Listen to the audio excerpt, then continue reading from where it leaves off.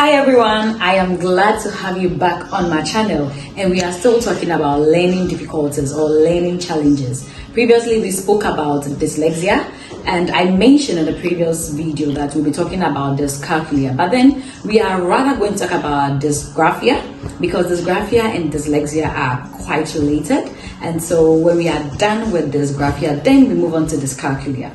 And I mentioned whilst we were talking about dyslexia that it had to do with reading, writing, spelling. But then the main focus of dyslexia actually is reading. And so I just want to make this clear. The main challenge is reading. But then, of course, if you can't read well, it also affects how you write and then how you spell. And today, like I said, we are going to be talking about dysgraphia. And dysgraphia is a difficulty that has to do with writing. So that is the main focus. With dysgraphia, it is a challenge in writing, everything about writing.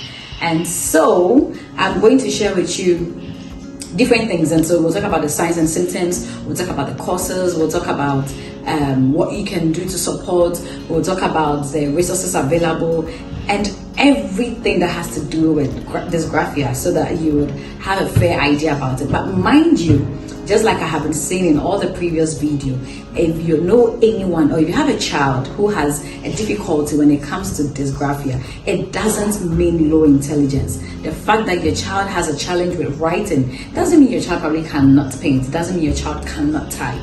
And so that is what I want to make clear. And then also, do not finish watching my video and become a doctor. Do not go and diagnose people. It's always advisable that the moment you watch and you recognize that I have been seeing this in a particular child, you actually take the child to see a doctor or an educational psychologist so your child can get proper diagnosis, and then you know where to start from, because some of these challenges actually overlap. And so your child, you may think it's dyslexia, maybe dysgraphia, may think it's dysgraphia, maybe this or that. And so we will move straight to the signs and symptoms.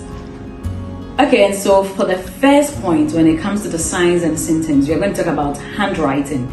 Now, a child or a person with dysgraphia would have inconsistency when it comes to writing the letters in relation to the size, the spacing, the shape. And so you realize that they're probably writing A, okay, like letter A, and then this time around they write it big. Now, the second is with spelling. They usually omit certain words or letters when they are spelling a word, or they make a lot of spelling mistakes, spelling errors. Sometimes certain things you don't expect them to, make a mistake with, they actually would. Now the third point is writing mechanics. So they usually would have challenges when it comes to grammar, punctuations. They have challenges copying text in a paper. They have challenges organizing their thoughts into a paper. Now the fourth point is the physical aspects to all of this. Usually such children would complain about hand pain, wrist pain, like after writing for a while. They hold their pen or pencils or crayons in an awkward way. Like you tell them, grip it this way, and they hold it in a way that feels weird or awkward. And then they have very slow speed when it comes to writing or copying something. Now the last point, these are other general stuff you actually would notice. Such children, they avoid everything that involves writing, and so anything that has to do with writing, they will avoid it. If it means making excuses, I want to read, I want to do this, they will just make excuses so they do not have to write. And then they also have issues with spatial organization. And then finally, they end up combining the uppercase and the lower cases. So they are probably supposed to write a sentence, start with a capital and then continue with lower cases. They will just mix the two together.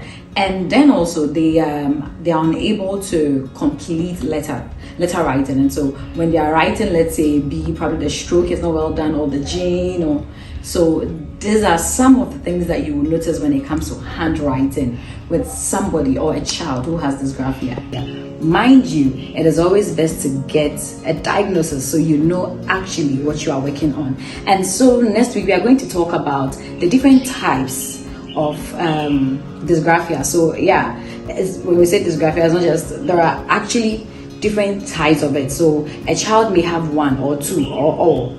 It may differ.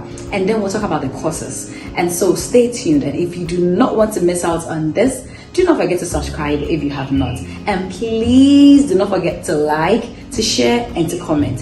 Thank you so much for watching. I'm out.